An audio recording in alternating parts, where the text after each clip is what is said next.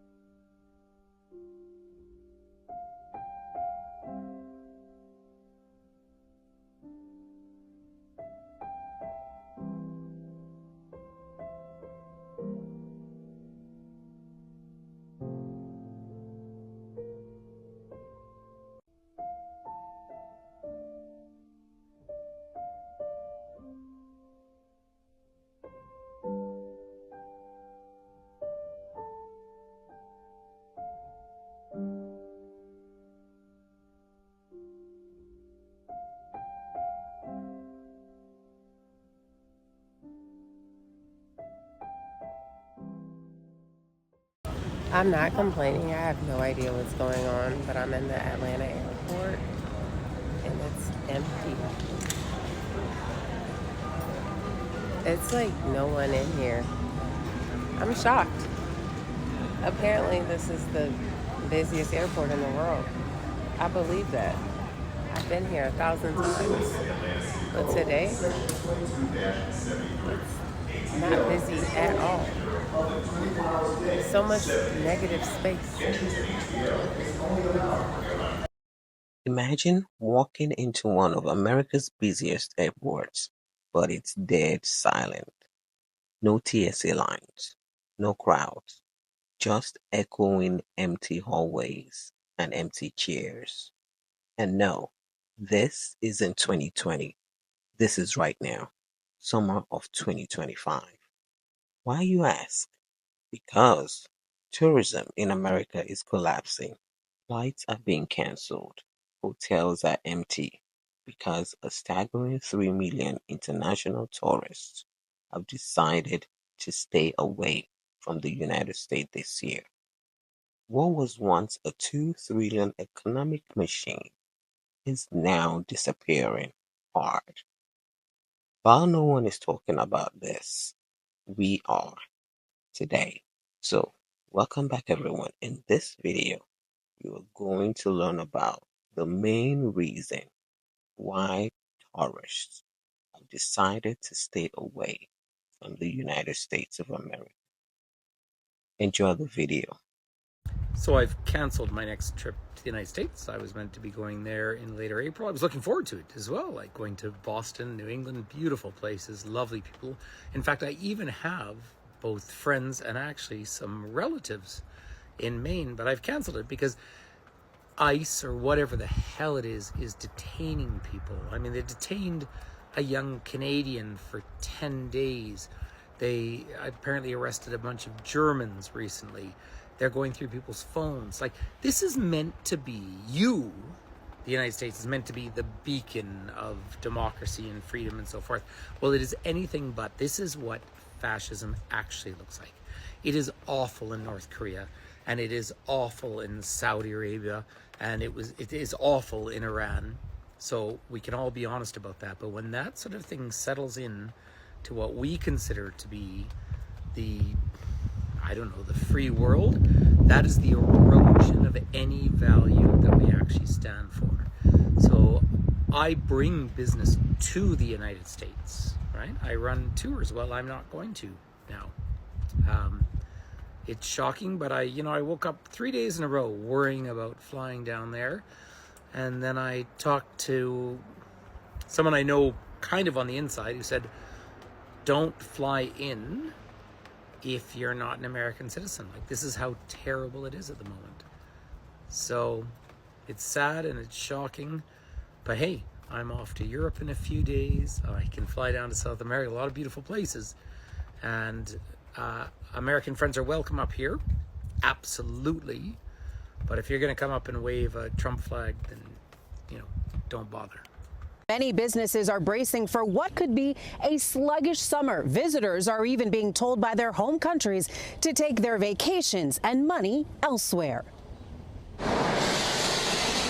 Some Dutchmen say, why are you going? You're going to Trump? New trouble from abroad. There's a sharp decline in international visitors to the U.S., down at least 14% from a year ago.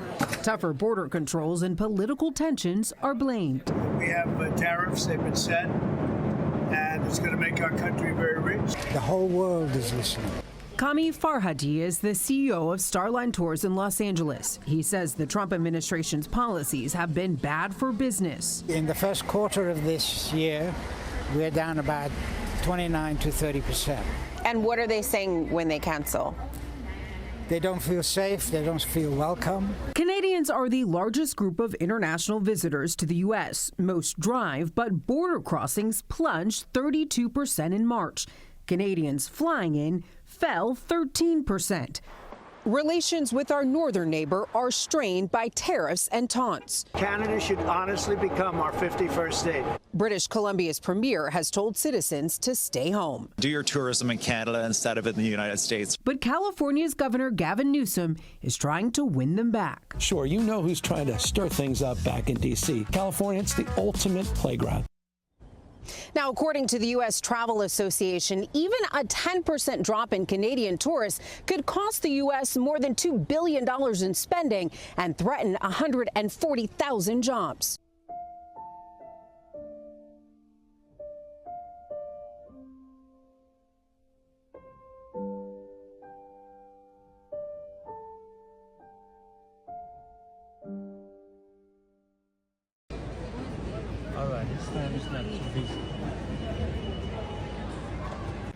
Guys, I'm at JFK Airport at the immigration right now. Behind me, you see there's no lines for tourists. There's only Americans coming back home, but there's no tourists coming to America right now. Nobody wants to come to Trump land, huh? People are boycotting the US. Who the hell wants to go on holiday in Gilead? Who wants to go on holiday in Gilead, please? Because I don't. Red is not my colour. It's not. Every other day there's a horror story about someone who has tried to travel to the USA. Every single day.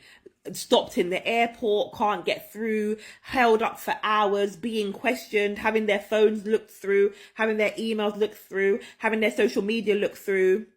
Why would anybody want to pay for that? Especially when the whole world is there to travel to.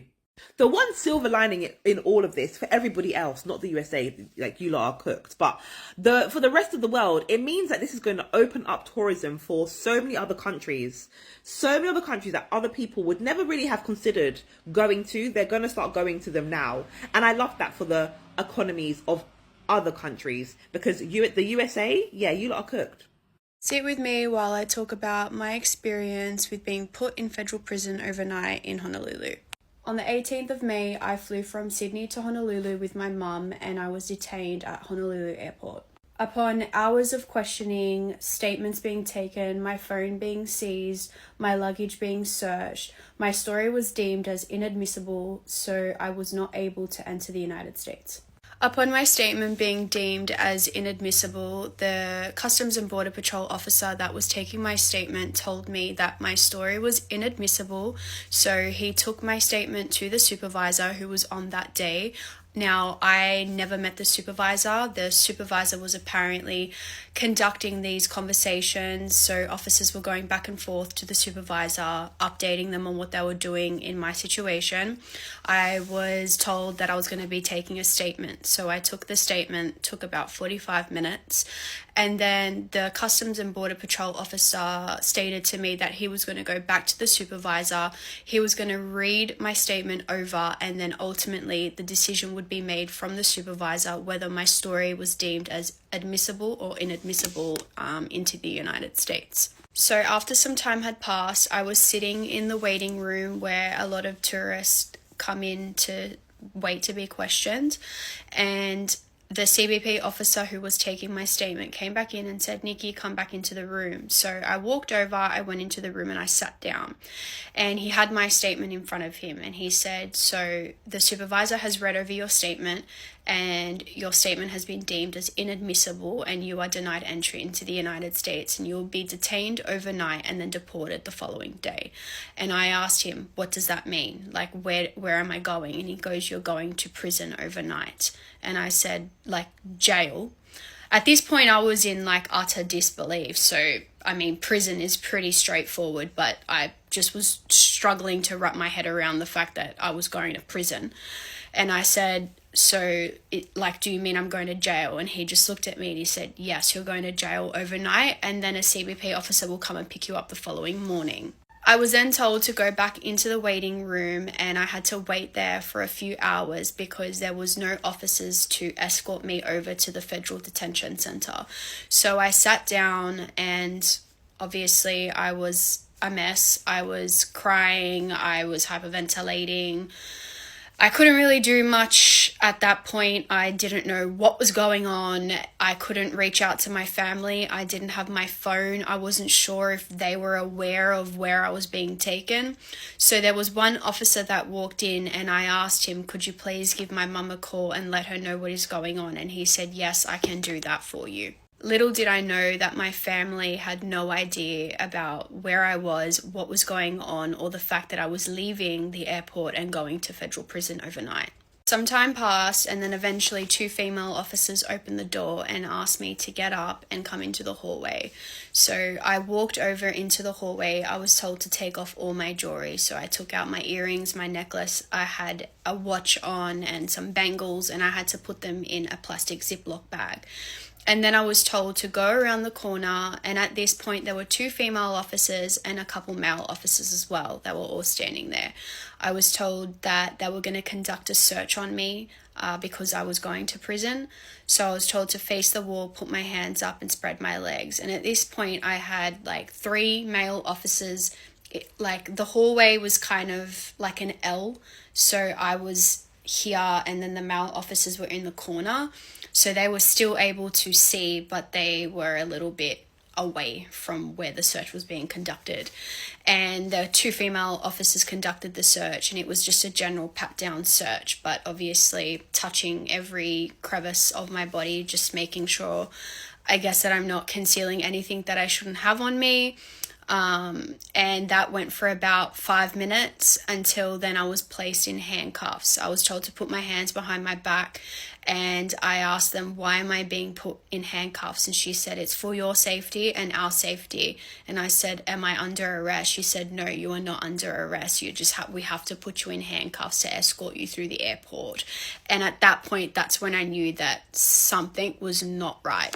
So after all of this was being conducted, I was then escorted through the airport. I had to go through the main terminal where people come in, and people were standing there. I was in handcuffs.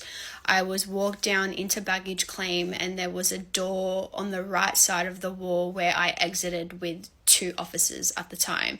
So we walked out of that door, and then I was taken into a public car park where the cars were waiting there, and then I was placed into a car and taken to the federal prison. Now, this whole time I was under this false illusion that my family knew about what was happening to me. I obviously didn't expect to see my family or to have a conversation with them, but I was under the assumption that somebody made a phone call to my mother because I traveled with her to tell her that I was being detained and deported and where I was going to be overnight. The next part of this story is about my experience at the federal prison. It's not an easy story for me to explain, so you're going to have to bear with me while I try to explain it as best as possible. But obviously, it was a very heightened emotional experience for me, and I still struggle to speak about it, but I'm going to try to the best of my ability.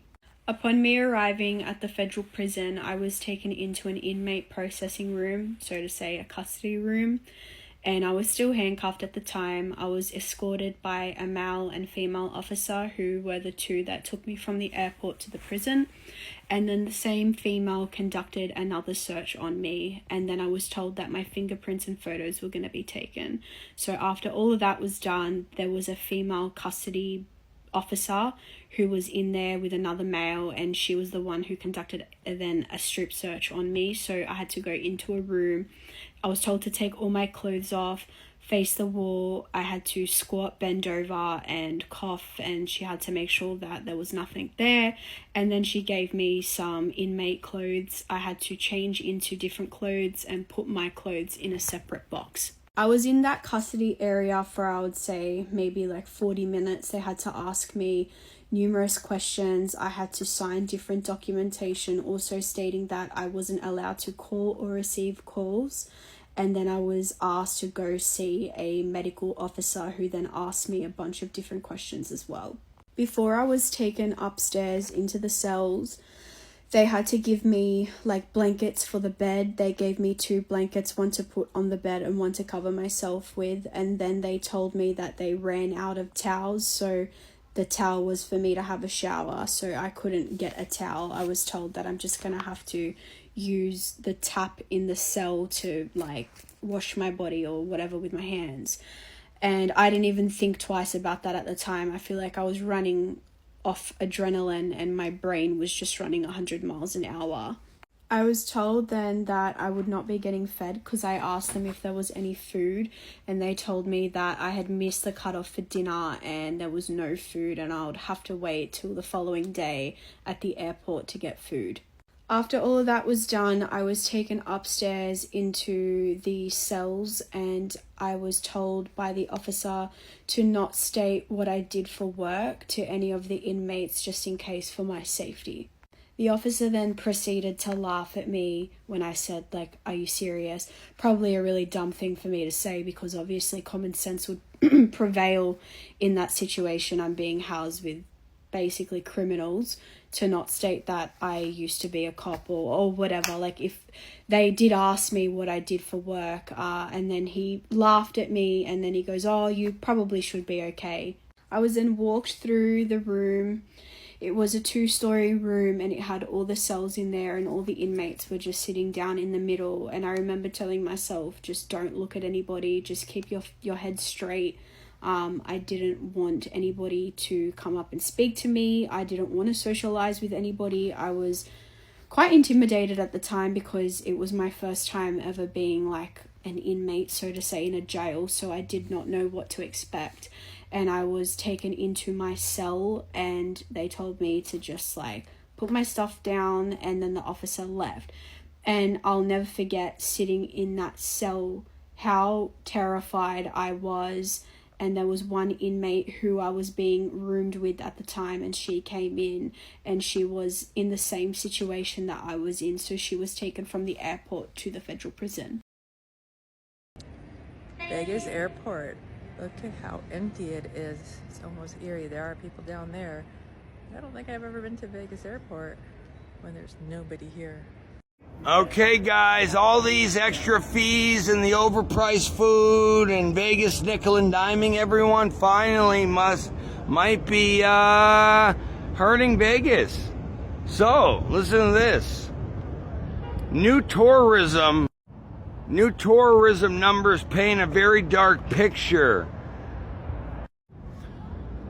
So it might be time for Sin City to take a hard look in the mirror. I'm reading a late March report from Harry Reid International Airport, the airport here in Vegas, shows that the main hub tourists travel through showed international visitors dropped a staggering 19.6% from January to February. Domestic travelers were down 6.9% during the same time span, and a total of 4 million passengers came to the airport in February, according to the same report. That's a 7.5% decline from February of last year. The horrible numbers don't stop there. Las Vegas Convention and Visitors Authority reported that visitors were down almost 12% from the same time a year ago in February of 24. So the bottom line is Vegas' greed is catching up to them. Bottom line. You know, get rid of resort fees, get rid of these overpriced restaurants, get rid of charging for parking, because you can go anywhere now. Vegas used to be a cheap place, nice place to vacation, and now you can, why not just go to Cancun and stay at an all-inclusive resort? Why come here? You know what I mean? So, what do you guys think about that? Well, breaking the news. It is being reported that Las Vegas, Nevada is officially feeling the Trump slump. What that is Harry Reid International Airport in Las Vegas, Nevada has dropped 7.8% of travelers traveling into Las Vegas to vacation, gamble, and, partake in Sin City events. This is due to the fact that international travelers are scared to come to the United States. So, Las Vegas, trying to combat the Trump slump, is gradually raising prices of a lot of shit, which is also causing less people to want to travel to Las Vegas, Nevada. Business is slow at this golf resort in Plattsburgh, New York, about 100 kilometers south of Montreal. Enjoy your day out here. Owner Paul Dame says the big problem, Canadian golfers make up about half his business, and many of them are no-shows because they're teed off about U.S. President Donald Trump's tariffs and threats to annex Canada. It would really be a wonderful marriage. They don't like being picked on, and to be honest, I can't really blame them. To encourage Canadians to return, Dame is offering some freebies, including a set of Canadian-themed golf balls. Maple syrup, hockey jerseys, and Mounties. A gift to say thank you, a gift to say come back and see us. Dame joins many other tourism operators offering perks to woo back Canadians. In April, the number of return trips Canadians made to the U.S. plummeted by close to a third compared to the same period last year. Just an hour from Montreal. To help boost sagging tourism numbers in the Plattsburgh area, the local Chamber of Commerce is running TV ads targeting Quebecers. And on Sunday, it plans to launch a webpage listing local businesses offering exclusive discounts for Canadians. We have lodging properties who are offering at-par rooms or discounted room rates. We understand that there were feelings hurt, but understand the Plattsburgh and the Adirondack region value you. The state of California is running a similar campaign, which includes a friendly ad. Thank you, Canada. And a webpage listing more than 1,000 hotels and attractions, offering Canadians discounts of up to 40%. We just want to send the welcome mat that we love having our Canadian friends. But it may take more than kind words and deals. Because of Trump, I'm not going to travel to the States, even if they offer discounts. Discount is temporary bandage, nothing else. So Trump also needs to drop the tariffs? Yes, definitely. Still, some U.S. tourist destinations say their efforts are worth a shot. Nice shot. I am so glad that I've canceled all travel to the United States. The news just beeped up that the Orange Man has just canceled all negotiations for trade with Canada. Once again, he's just a bully and a failed bully and a misogynist and a convicted felon. And of course, I think 6 bankruptcies. And now he's started war in the Middle East after promising, of course, peace all over the world. And at one point he thought Putin should be the arbitrator of peace. But even more seriously, a Canadian in an ICE detention center in Florida, a Canadian citizen.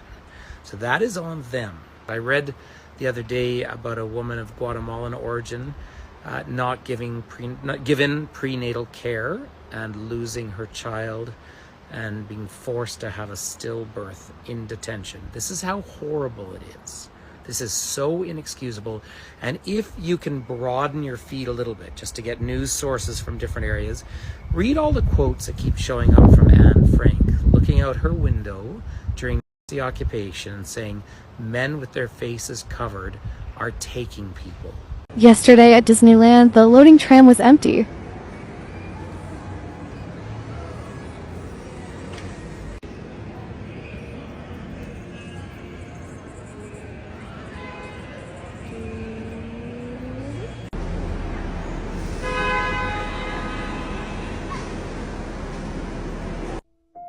Who would have known that Disneyland would have no long lines and no big crowds on a Saturday during the summer? I went to Disneyland in California on June 27th, a Friday. And Disney can't even pull people now. Disney was Not crowded at all. It was the least crowded I've seen it since I was a child, and tickets were $20. I've lived here my entire life.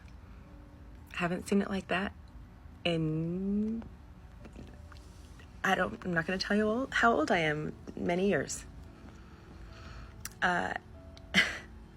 We got off the tram and we're in no time. The line to get through the ticket booth was like not even maybe 10 people deep. Nothing. The sidewalks were not crowded. Rope drop, nobody cared. The first ride we got to in Star Wars Land, I'm pretty sure we were the first or second group of people on there. It took us longer to walk through the empty line. It was just dumb. It was just dumb. I mean, by 10 o'clock, we had ridden 5 rides, messed around because we had a bunch of kids, and been to the bathroom like 3 times. Like, it was cuckoo bird. It just, I mean, Disney can't pull people. We're f***ed. I mean, no doubt it's a combination of Disney not being able to pull people from other countries.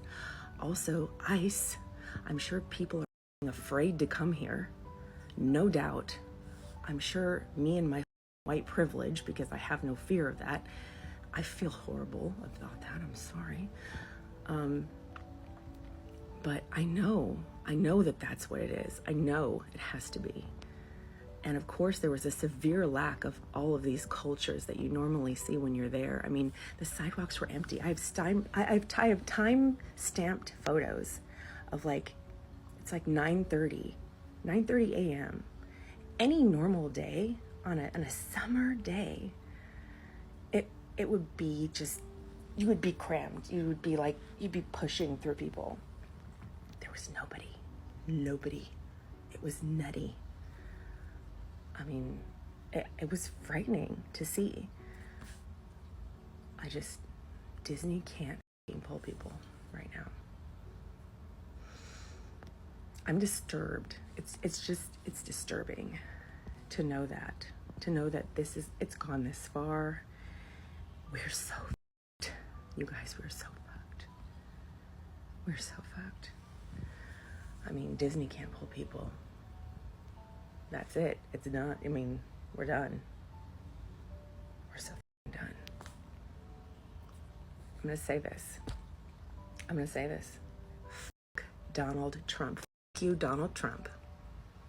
And fuck everybody who voted for that motherfucker.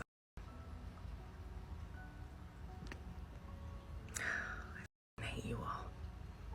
A year ago, May, I looked and I was averaging 20 people on this tour. And today we had 6. We had 6. The travel industry is bracing for what is shaping up to be a really tough year. They're expecting to lose some $12.5 billion, that's with the B, billion dollars in revenue this year. What's the reason why? Well, international travelers are avoiding the United States. And nowhere is that more apparent than right here in New York City, where they're expecting a 17% drop in international travelers this year. Right now, the United States in some ways is a tough sell. What do you think it's going to take to bring back the overseas, the international tourists? Well, change of attitude toward tariffs. In this climate, guides like Renee Wawiski, who leads historical walking tours, are now worried about their future. I'm not sure what we can do. I'm not sure how to change the attitudes, but just know people are losing their jobs in New York City. What would you say the outlook is? I'm not sure. In June, I have 1 tour so far. I'm used to working 3 days a week, 2 tours a day, up until a couple months ago. Just in case no one's told you today, it is literally now or never, by the way. The United Kingdom have now officially warned their citizens, have warned us to not travel to the United States, and if we do, to be prepared of the heightened risk posed by the border and the new Trump administration.